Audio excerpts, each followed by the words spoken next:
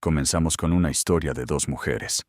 Ambas llegaron desde mundos completamente ajenos a la realeza para casarse con príncipes. Ambas lograron ganarse el corazón de la difunta reina Isabel y convertirse en sus favoritas. Hoy, ellas son las piezas clave que sostienen el frágil futuro de la familia real británica. Pero sus caminos, como estamos a punto de ver, no podrían ser más diferentes. El 1 de abril de 2026, el mundo entero pareció detenerse por un instante. Los titulares de última hora de la BBC parpadearon en rojo en las pantallas de millones de hogares. Y no, aunque la fecha lo sugiriera, esto no era ninguna broma. Sophie, la duquesa de Edimburgo, una mujer que durante mucho tiempo fue vista como la figura real más callada, la roca firme que nunca causaba olas en el agitado mar de la monarquía, acababa de hablar. Lo hizo de manera clara, directa y sin una pizca de arrepentimiento. Con unas pocas y contundentes palabras, derrumbó 7 largos años de un silencio real que había sido guardado con recelo. Nunca en mi vida me he cruzado con nadie, en la familia real, que se haya comportado de manera tan inapropiada como Meghan Markle, sentenció ante las cámaras. La tensión se podía respirar en el aire. En cuestión de minutos, el palacio emitió una rara y muy afilada aclaración pública. Las opiniones de Sophie reflejan los estándares de conducta de larga data que son necesarios para proteger la integridad de la institución. Fue un movimiento sísmico. Era lo más cerca que el palacio había estado jamás de confirmar públicamente que el comportamiento de Meghan había cruzado una línea sin retorno. Entonces, la gran pregunta surgió. ¿Qué fue exactamente lo que reveló Sophie? ¿Fue este un ataque fríamente coordinado desde la cima del poder? ¿O simplemente el suspiro de una mujer que finalmente llegó a su límite? Esta es la historia oculta que la familia real ha mantenido bajo llave durante años. Y hoy, finalmente, sale a la luz. Para entender el peso de esta explosión, primero debemos mirar a la mujer que encendió la mecha. Cuando Sophie se sentó para esa histórica transmisión, no era una novata. Llevaba casi 3 décadas respirando el aire de los pasillos reales. Se casó con el príncipe Eduardo en 1999. A lo largo de los años, ella tuvo que soportar las crueles tormentas de la prensa sensacionalista. Cometió sus propios errores en público y sobrevivió a la brutal política interna de una de las instituciones más vigiladas del planeta. Pero salió del otro lado entera. No salió rota, sino forjada en acero, respetada, confiable y, por encima de todo, profundamente leal a la corona. Esa lealtad silenciosa fue exactamente lo que le ganó la confianza incondicional del propio rey Carlos. Pero hay un detalle fundamental que a menudo se pasa por alto y que hace que las palabras de Sophie sean tan devastadoramente creíbles. Ella también vino de afuera. No nació con sangre azul. Entró por la puerta del matrimonio, aprendió a navegar por las estrictas exigencias de la realeza y eligió, día tras día y año tras año, permitir que la institución la moldeara a ella, en lugar de exigir que el palacio se adaptara a sus caprichos. Cuando Sophie habla de las altas expectativas que recaen sobre quienes entran en esta familia, no está recitando un aburrido libro de reglas. Está contando la historia de su propia vida. Por eso, cuando Sophie habla, el palacio entero escucha. Y cuando el palacio permite que Sophie hable frente al mundo, significa que el silencio se había vuelto sencillamente insoportable. Y es que este silencio en particular era como una olla a presión que había estado acumulando vapor desde finales del año 2017. El testimonio de Sophie aquel 1 de abril no comenzó con un tono de rabia, sino con una observación muy humana. Una reflexión que, según cuenta, compartió en la intimidad con su esposo Eduardo, casi en el mismo instante en que Meghan Markle apareció en escena. Algo no está bien aquí, recuerda haberle dicho. Ella se está esforzando demasiado, pero no para encajar, sino para posicionarse. No estaba mirando el papel que le habían dado. Estaba mirando el trono que tenía justo al lado. Leen eso de nuevo y sientan el peso de esas palabras, el trono que tenía al lado. Sophie no estaba hablando de una joven ingenua, deslumbrada por los cuentos de hadas. Estaba describiendo algo mucho más frío y calculado. Describía a una mujer que había logrado entrar en la institución más antigua de la Tierra, y de inmediato comenzó a evaluarla no como un deber sagrado que debía cumplir, sino como un gran escenario que debía conquistar y dominar. Deténganse a pensar en eso por un momento. Según la perspectiva de Sophie, Meghan Markle nunca se casó con la familia real, con la simple intención de ser la duquesa de Sussex. En su mente, el título de Sussex era solo un premio de consolación, la silla que le tocó en la mesa. Lo que ella realmente anhelaba, lo que aparentemente creía que estaba a su alcance, era un papel directamente adyacente al futuro rey. Una posición que la sacara del rincón de los actores secundarios y la pusiera en el centro brillante y absoluto de la historia. Para lograrlo, tendría que hacer algo mucho más astuto que simplemente sonreír y encantar a los fotógrafos. Tendría que reescribir por completo, y desde adentro, la jerarquía histórica de la Casa de Gales. Durante esos primeros años de los famosos Fab Four, los Cuatro Fantásticos, el público vivió una dulce ilusión, mientras la prensa celebraba con alegría la imagen de dos parejas reales, unidas por un mismo propósito, detrás de las altas puertas del palacio. La realidad era que nunca hubo tal cuarteto. Lo que había era una estricta cadena de mando, construida sobre siglos de inquebrantable protocolo, y una mujer recién llegada que había decidido, por su cuenta, que esas reglas milenarias no aplicaban para ella. Y aquí es donde la historia nos deja una profunda reflexión. Pregúntate esto: ¿cuántas personas a lo largo de la historia han caminado por los pasillos de una institución que ha sobrevivido a la caída de imperios, a revoluciones de sangre y a 2 guerras mundiales, y han creído sinceramente que podrían doblegarla a su voluntad personal en tan solo 18 meses? Esa simple pregunta te dice todo lo que necesitas saber sobre la magnitud de este trágico error de cálculo. Sophie describió la llegada de Meghan como un huracán impulsado por una ambición al estilo de Hollywood. Una fuerza que no solo chocaba contra los muros del protocolo real, sino que buscaba devorarlo. Es la gran lección de 2 mundos que colisionan. En Los Ángeles, el éxito se logra rompiendo el Internet, haciendo más ruido y construyendo tu marca personal más rápido que todos los demás en la sala. Pero en Londres, bajo los fríos y silenciosos techos de la Casa de Windsor, el éxito se mide con una vara completamente distinta. Se mide, de manera sencilla y profunda, por tu voluntad de borrarte a ti mismo, de hacerte a un lado en silencio, para que la corona pueda perdurar para siempre. Generaciones enteras de mujeres antes que Meghan habían llegado desde el exterior, cruzando las imponentes puertas de palacio. Mujeres que absorbieron una verdad fundamental y construyeron vidas extraordinarias de servicio y sacrificio desde adentro. Sophie fue, sin duda, una de ellas. Catherine fue otra. Pero Meghan, al parecer, no estaba dispuesta a hacer ese intercambio. No estaba dispuesta a rendir su ego ante el peso de la historia. Ella quería que nosotros cambiáramos por ella, explicó Sophie con una claridad desoladora, en lugar de aprender la gracia y el ritmo de la institución. Y esa rotunda negativa a dejarse moldear por la corona, a fin de cuentas, le costaría absolutamente todo. Aquí es donde el testimonio de Sophie deja de ser simplemente incómodo y se vuelve genuinamente explosivo. Porque una cosa es admitir que una persona recién llegada tiene ambición. Eso es humano.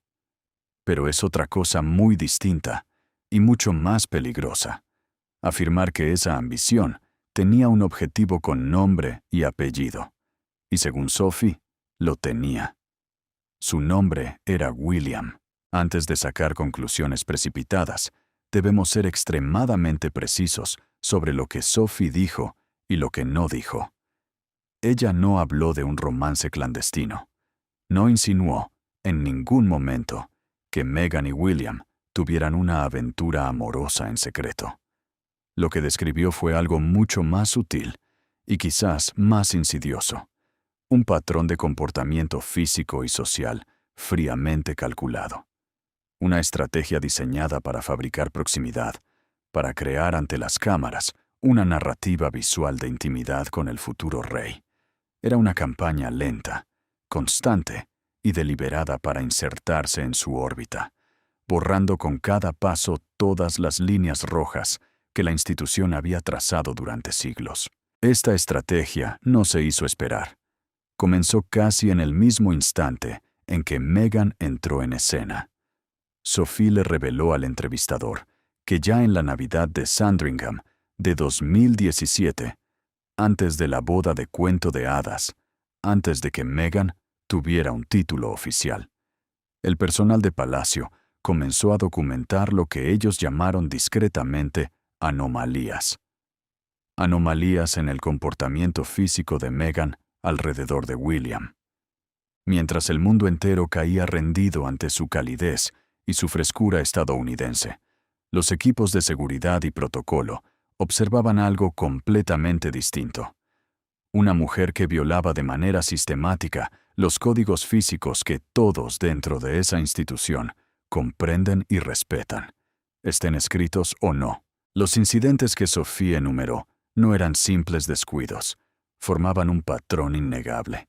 La fiesta en el Jardín de Mayo de 2018, apenas 72 horas después de su mediática boda con Harry, se dice que Meghan no saludó a William con una leve inclinación de cabeza o el reconocimiento habitual entre cuñados. En cambio, Sophie describió un beso en la mejilla que duró demasiado y un agarre firme y prolongado en el antebrazo del príncipe. Los testigos presenciales notaron que William se tensó visiblemente. El personal de alto rango encendió las alarmas. Esa no era la torpeza de un nuevo miembro de la familia buscando su lugar. Era una mujer que llevaba 3 días siendo duquesa y ya estaba poniendo a prueba los límites del hombre que un día sería el monarca. El evento de salud mental en octubre de 2018. En el mismísimo Palacio de Buckingham, las cámaras captaron el momento exacto en que Meghan colocaba su mano plana sobre la espalda de William. Un gesto de guía, casi de propiedad, que en el lenguaje no verbal de la realeza está estrictamente reservado para un cónyuge o un padre. William cambió de posición de inmediato. Sophie lo describió como un rechazo silencioso a una violación de sus límites personales, que para empezar, nunca debió haber ocurrido. El partido de polo de 2019. Detrás de escena, lejos del escrutinio del público general, Sophie observó cómo Meghan se interponía repetidamente en el espacio personal de William. Esquivaba a Harry, su propio esposo, para dirigirse directamente al futuro rey. Y no lo hacía como una cuñada buscando una charla amistosa, sino con lo que Sophie denominó una intimidad teatral. Estaba diseñada para ser vista, diseñada para sugerir una conexión profunda que era una completa ilusión. No se trataba solo de un abrazo, aclaró Sophie con una voz cargada de significado. Se trataba de lo que ese abrazo indicaba al mundo. Era un intento de transmitir un nivel de intimidad que no existía y, lo que es aún más importante, algo que William sencillamente no deseaba. Y aquí está la parte que realmente hiela la sangre. Sophie asegura que no cree que nada de esto haya sido accidental. Descarta por completo el choque cultural. Destroza la famosa defensa de la informalidad americana, en la que los defensores de Meghan se han escudado durante años. Para Sophie, esta actitud era un arma. Fue un intento sostenido y deliberado de desestabilizar la Casa de Gales, metiéndose a la fuerza en una proximidad visual y social con su futuro rey. Hubo momentos, admitió Sophie en voz baja, en los que parecía que ella no estaba buscando la aprobación de Harry, estaba buscando la atención de William. Parecía que no deseaba tanto el título de Sussex, sino que anhelaba ser la otra mujer en la narrativa de Gales, la única capaz de romper la famosa armadura de reserva de William. Deja que esa idea resuene por un momento. Si alguien piensa que el palacio estaba reaccionando de forma exagerada, o si creen que todo esto es una invención cruel contada en retrospectiva, solo hay que recordar lo que ocurrió en el foro de la Fundación Real en enero de 2019. Aquel día, el público vio a 4 miembros de la realeza en un escenario hablando sobre salud mental. Un hermoso momento de unidad, de propósito común.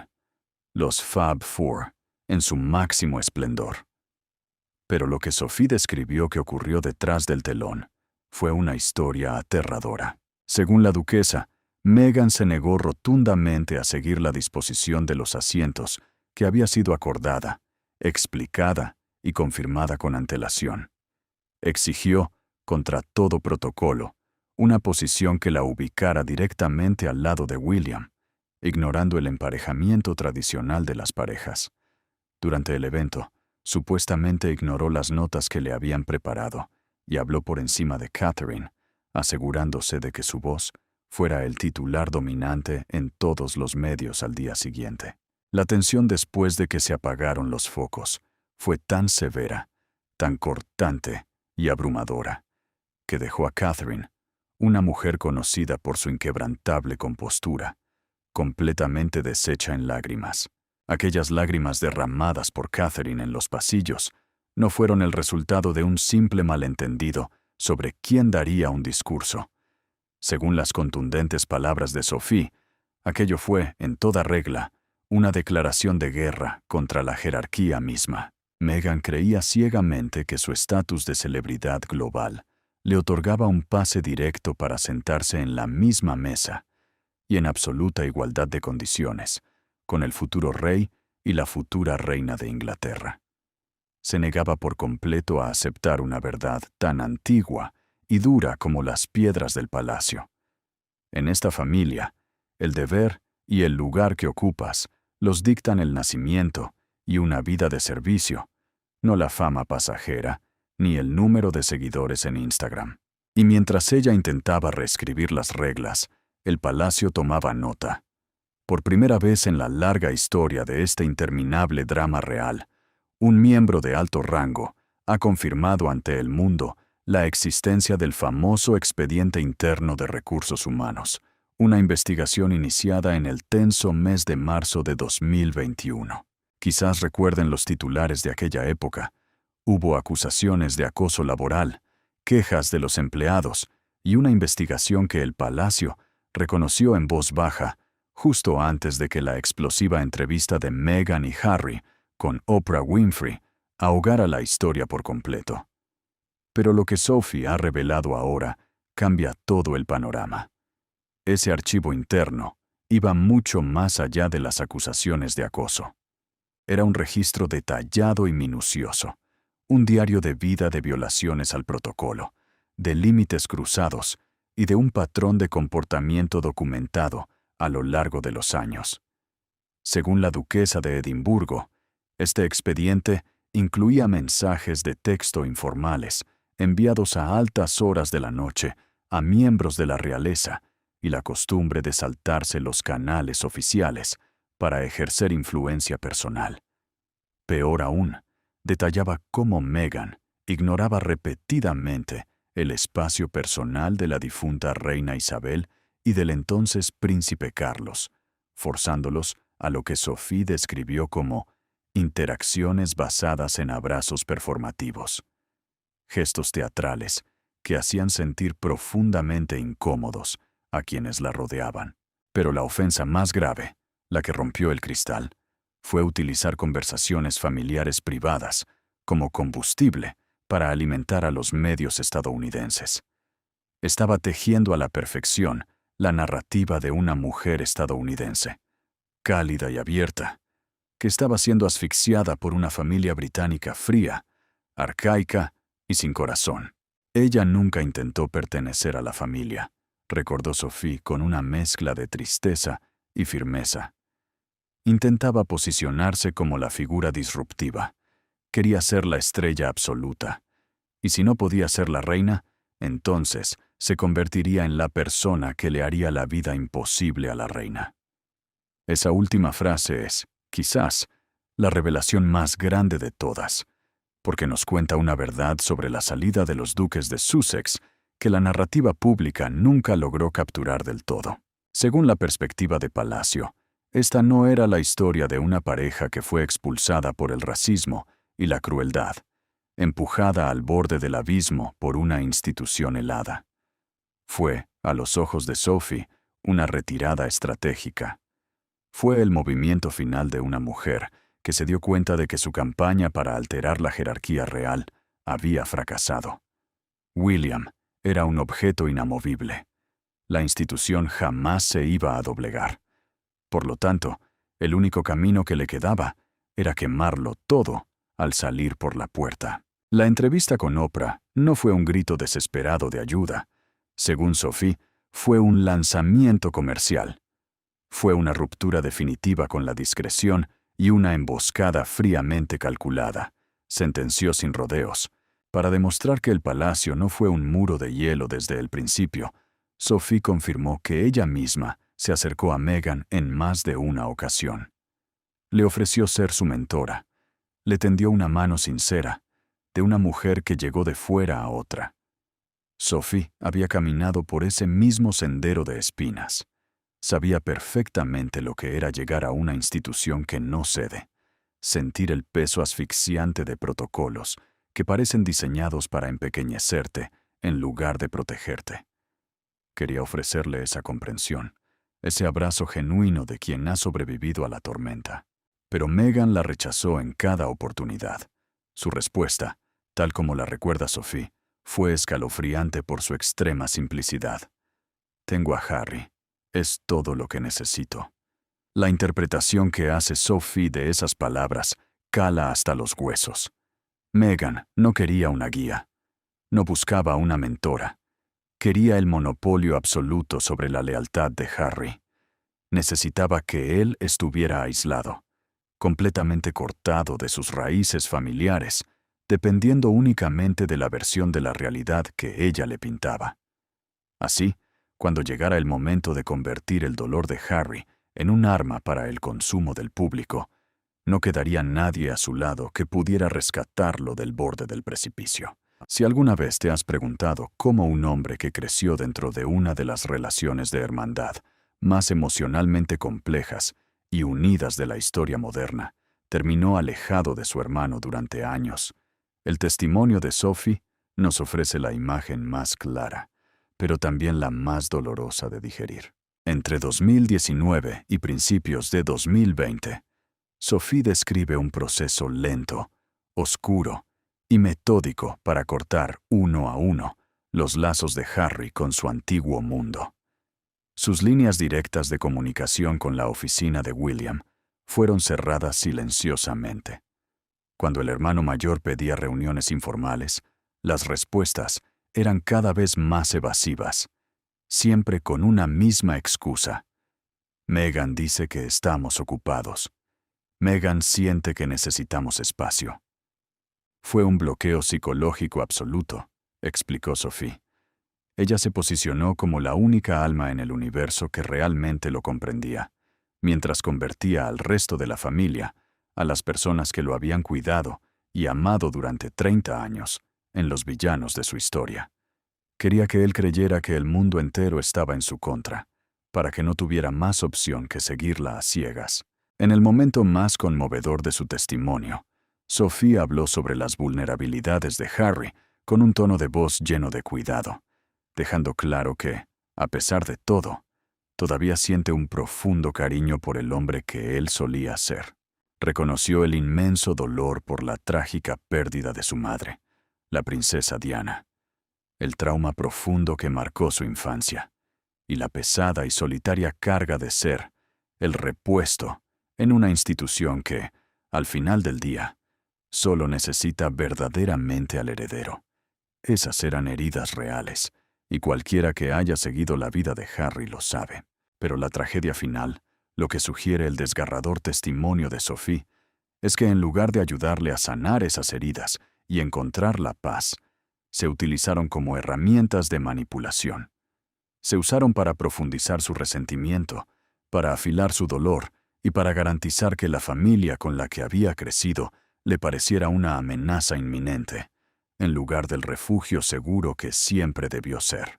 Y esa es la parte de toda esta historia que nos deja un nudo en el estómago, un vacío que ninguna entrevista de televisión podrá llenar jamás. Al final, no se trataba de los títulos nobiliarios, no se trataba de los contratos millonarios con Netflix o de las portadas de revistas. La verdadera tragedia, lo que realmente deja una herida en el alma, es el simple y crudo costo humano. Ver cómo un hombre es lentamente puesto en contra de las mismas personas que lo amaron durante toda su vida. El bautizo del pequeño Archie, en la calidez de julio de 2019, sirvió, según el relato de Sophie, como una demostración palpable de esto. No fue simplemente el deseo natural de una madre primeriza por proteger su privacidad. Fue una prueba de poder, una afirmación calculada de control. Se dice que Meghan vetó a los fotógrafos propuestos. Se negó rotundamente a revelar los nombres de los padrinos y escondió todo el evento de los protocolos de transparencia que habían regido los nacimientos reales durante generaciones enteras. No se trataba solo de privacidad, insistió Sophie con la mirada firme. Era una señal directa a la reina. Las reglas de la corona terminaban exactamente en la puerta principal de la casa de Meghan. Y cuando el palacio, atado de manos por siglos de inquebrantable ley constitucional, se negó a otorgarle a la casa de los Sussex el mismo presupuesto de seguridad y la misma plataforma global que al futuro rey y reina, nació algo nuevo y devastador: la narrativa del victimismo. A partir de ese momento, cada negativa del palacio se convertía ante los ojos del mundo en evidencia de racismo. Cada protocolo milenario pasó a ser visto como un arma de opresión. Cada límite que se les ponía era la prueba definitiva de la crueldad de la institución. Ella tomó un simple desacuerdo familiar y lo reempaquetó, vendiéndolo al mundo como una violación de los derechos humanos, señaló Sophie, con una triste y cansada sacudida de cabeza. Llegamos al año 2026, y la saga de los Sussex había entrado en su fase más compleja, tanto a nivel legal como constitucional. En su histórica transmisión del 1 de abril, Sophie no esquivó el golpe. El estatus de los títulos reales de Archie y Lilibet había sido objeto de intensos debates a puerta cerrada desde la muerte de la querida reina Isabel II en septiembre de 2022. Los Sussex comenzaron a usar los títulos de príncipe y princesa públicamente a principios de 2023, pero Sophie reveló que, en la intimidad de los pasillos de poder, el reconocimiento del palacio nunca fue automático, y esa vacilación no tenía absolutamente nada que ver con la herencia de los niños. Se trataba del peso de la historia. Se trata de lo que representan esos títulos, afirmó Sophie con voz clara. Son marcadores de linaje, de confianza y de transparencia. No puedes pasar 5 años intentando desmantelar la corona piedra por piedra, y luego esperar que la corona doble sus reglas para darte una herramienta de marca personal para tus hijos. Fue entonces cuando Sophie hizo una declaración que hizo que los analistas legales de todo el país tomaran nota frenéticamente. Cuando se tocó el delicado tema de las constantes dudas públicas sobre la documentación de los niños Sussex, rumores oscuros que han circulado en la prensa sensacionalista durante años, Sophie no los barrió bajo la alfombra. Eligió sus palabras con una precisión quirúrgica, casi cortante, La corona nunca exigió una prueba de ADN, dijo con sumo cuidado. Pero sí, cuando el público y la institución preguntan, ¿por qué los títulos no se proclamaron de forma inmediata? La respuesta es la discreción. En esta familia, necesitamos estar completamente seguros, no solo de la biología, sino de la intención. Con esa simple frase, al vincular la exigencia de Meghan de tener privacidad total en los nacimientos con la vacilación del palacio, Sophie colocó la responsabilidad de la sospecha directamente sobre los hombros y las decisiones de Meghan. La privacidad, que antes se presentaba como el derecho sagrado de una madre, se transformaba, bajo el marco de Sophie, en un enorme fracaso constitucional. Y luego estaba Harry.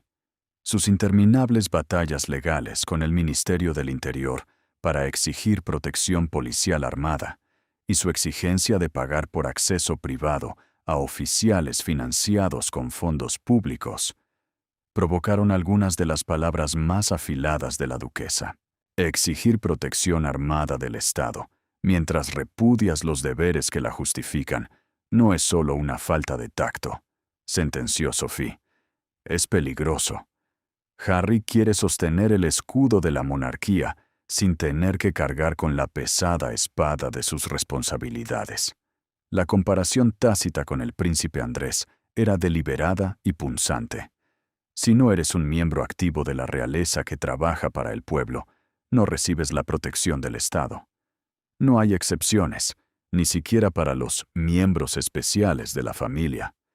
Para finales de 2024, según confesó Sophie, el rey Carlos había endurecido significativamente su postura, en especial después de que las encuestas internas mostraran que la popularidad de Meghan en el Reino Unido se había desplomado a un asombroso 17%. La orden privada del monarca fue clara y sin ambigüedades. No habría una segunda cumbre de Sandringham. No habría un camino de regreso para ser miembros activos de la realeza. La puerta no estaba simplemente cerrada con llave. En palabras de Sophie, habían levantado un muro de ladrillo sobre ella. Ningún análisis sobre la espectacular caída de Meghan está verdaderamente completo, sin tratar de entender a la mujer que nunca cayó. El retrato que Sophie pintó de Catherine, la princesa de Gales, forma la columna vertebral moral de todo su testimonio. Si Meghan era el huracán que arrasaba con todo a su paso, Catherine era la calma absoluta. Y lo que hace que el contraste entre ambas mujeres sea tan devastadoramente profundo es que nunca fue una competencia. Porque Catherine, simplemente, nunca lo vio de esa manera. Catherine jamás intentó eclipsar a nadie en la sala. Nunca exigió que su nombre brillara igual que el de los demás en los titulares. Nunca demandó que la milenaria institución cambiara su ritmo para igualar el paso de su propia ambición. Ella, de manera sencilla y humilde, se presentaba a trabajar todos los días y cumplía con su deber. Mientras Meghan estaba ocupada calibrando el ángulo perfecto para las fotos y negociando acuerdos millonarios de transmisión, Catherine estaba sentada en el suelo de un aula escolar, rodeada de niños de 3 años. Estaba allí, escuchando y aprendiendo sobre el desarrollo cerebral en la primera infancia, construyendo en silencio un marco político sobre la niñez que dará forma y protegerá la vida pública británica durante toda una generación. Catherine entendió desde el primerísimo día que la corona es una maratón, no una carrera de velocidad, explicó Sophie, y al hablar de la princesa de Gales, su voz se suavizó de manera notable, casi con reverencia. Ella comprendió algo fundamental. La luz no emana de la persona. La luz se refleja desde la corona hacia ti. Y para demostrar que esta filosofía de humildad funciona, Sophie citó los números de popularidad de diciembre de 2025. Las cifras son extraordinarias y desoladoras en su disparidad. El índice de aprobación de Catherine entre el público británico se alzaba en un imponente 73%. El de William, La seguía de cerca con un sólido 69%. ¿El de Meghan?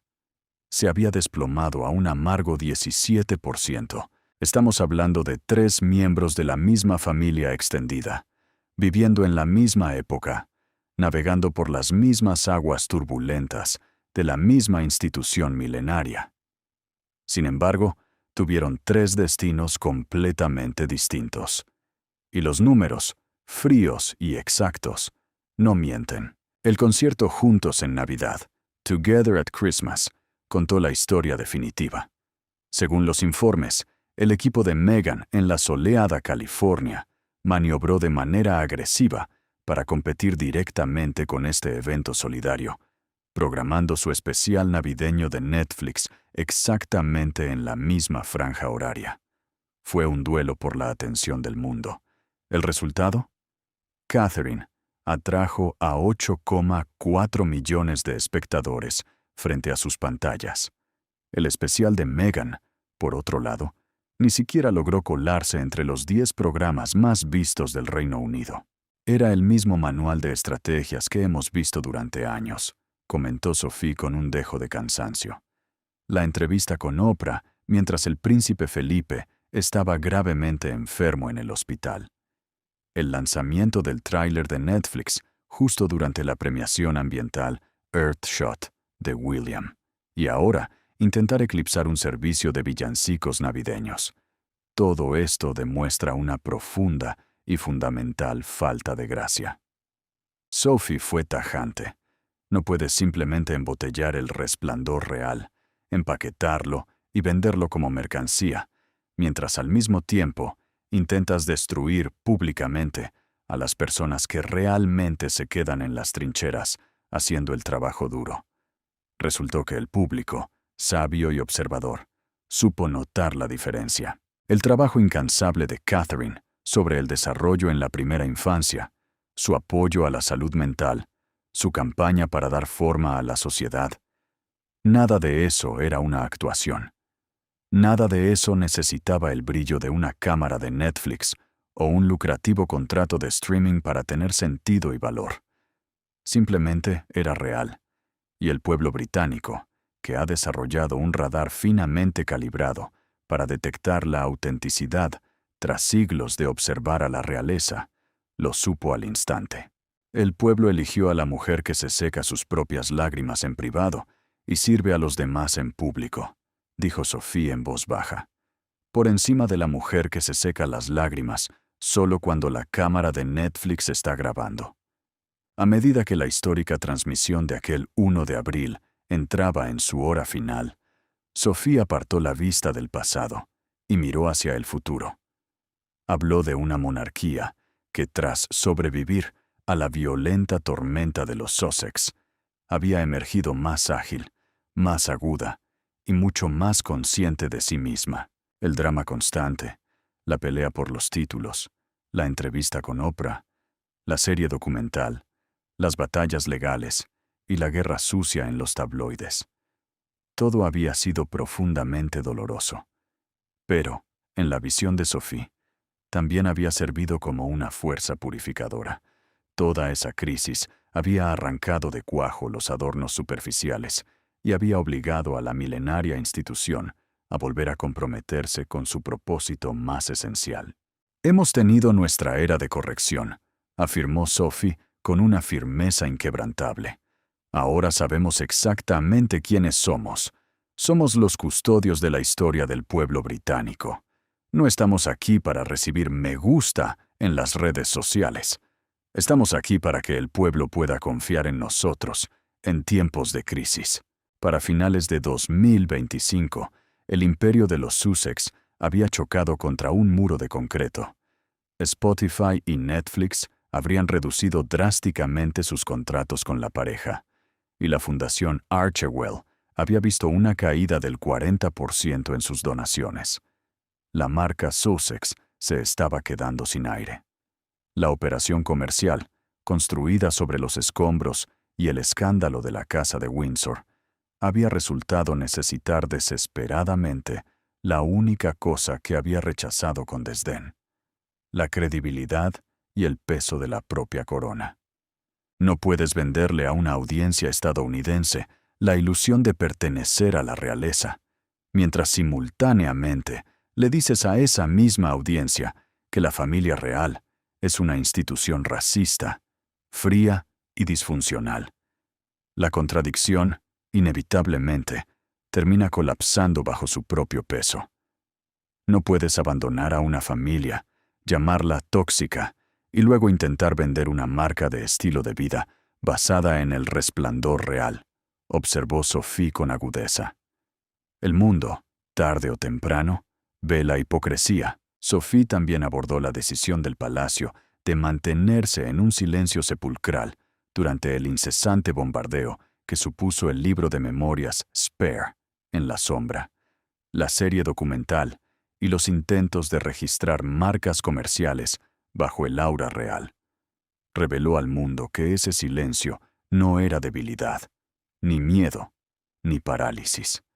Era, en sus propias palabras, finalidad soberana. El rey Carlos y el príncipe William habían tomado una decisión fríamente calculada: involucrarse en una pelea de barro con un adversario que vive del espectáculo es entregarles exactamente el oxígeno que tanto anhelan para sobrevivir.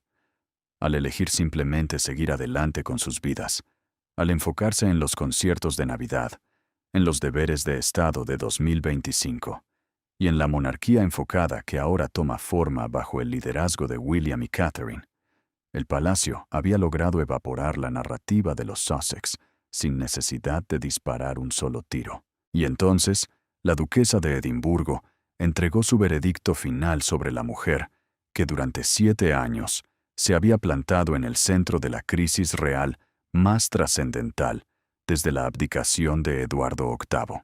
Nos trató como a un escenario, dijo Sophie, dejando que su voz resonara en el silencio. Y nosotros la tratamos como a un miembro de la familia, hasta que nos demostró que no lo era. No fue un grito. No había amargura en sus palabras. Era una declaración definitiva, implacable, de la manera en que solo la pura verdad puede serlo. Ese elemento salvaje, como Sofía había llamado a Meghan desde el principio, esa rotunda negativa a ser domesticada por las exigencias del deber y el servicio, no había logrado quebrar a la institución. Solo la había puesto a prueba. Había llevado al límite sus estructuras, exponiendo cada grieta oculta, cada tensión silenciosa y cada queja no dicha que se había estado acumulando dentro de los muros de palacio durante años. Pero cuando el polvo finalmente se asentó, cuando las cámaras de Netflix empacaron sus equipos y la entrevista de Oprah se desvaneció para convertirse en un simple archivo de la historia, lo que quedó de pie fue exactamente lo que siempre había estado ahí: la corona, el deber, y las personas que eligieron cargar con él. La puerta está definitivamente cerrada. El reino, a pesar de todo, perdura. Y la historia, que tiene una memoria implacable y muy larga para aquellos que confunden el escenario del mundo con su propio teatro personal, se encargará del resto. Y ahora, por fin, sabemos exactamente lo que ocurrió detrás de esa puerta. Y ahora, después de que se ha levantado el telón, la palabra final la tienen ustedes. Si creen en el fondo de su corazón que la monarquía británica acaba de sobrevivir a la prueba de fuego más peligrosa de su historia moderna, los invito a que dejen su opinión en los comentarios de abajo. Pero si sospechan que aún hay nubes negras en el horizonte, si presienten que esto es tan solo el principio del gran ajuste de cuentas de los Sussex y que lo peor aún está por venir, también quiero leerlos. Porque si algo nos ha enseñado este silencio roto, es que esta historia está muy lejos de haber terminado, y las grandes preguntas siguen flotando en el aire frío de Londres. No dejen que el próximo capítulo los tome por sorpresa. Presionen ese botón de suscribirse para asegurarse de no perderse ni un solo detalle, ni una sola actualización de esta saga que sigue escribiéndose día a día.